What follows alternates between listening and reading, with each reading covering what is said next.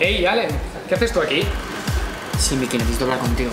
Pero antes pongo un chupito de tequila. ¿Un chupito de tequila? Uy, aquí ha pasado algo gordo. ¿Pero qué ha pasado? Bueno, espérate que me tomo uno contigo y así me cuentas. Barkatu. Zu... Baina ma, zu sinestu. Axola zaizu zuru honen ezartzen manez? Bai. Total, hau txek guztetak, bizarko duzu ez da. Hoy me está engañando.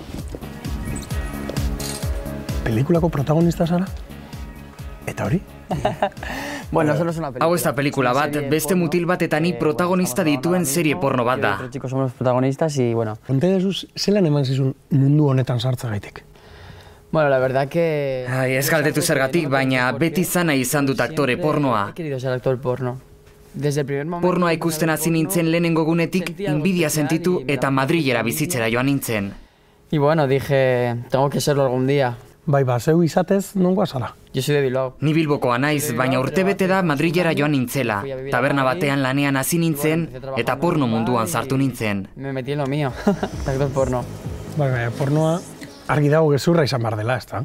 Hombre, tú lo que ves en 20 minutos... Beno, zuk 20 minutuan ikusten duzuna grabazio saio luzeak dira. Gogorra da 5 edo 7 ordu grabatzen La aritzea. verdad que es duro, no es como la gente se piensa. 5, 7 ordu, nola aguantatzen du mutil batek hainbeste ordu?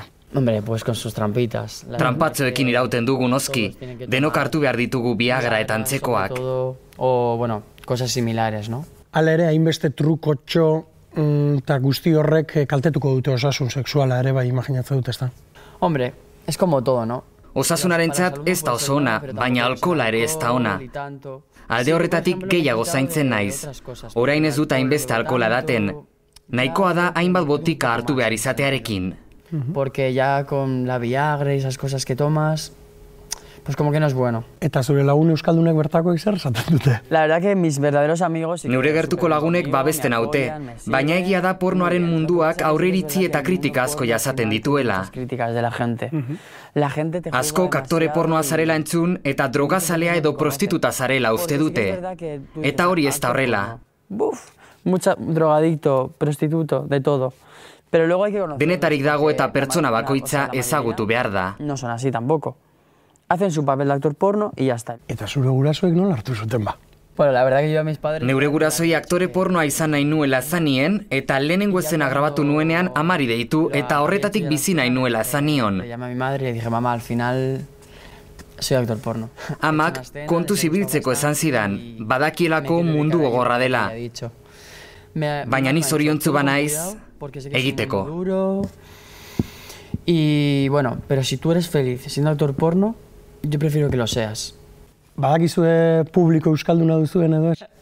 Te lo digo yo que sí. Badiotzut nik baietz, lanean hasi nintzenetik euskal jarraitzaile asko ditut. Eta produktoreek esaten digute bizita askotxo ditugula Euskal Herritik.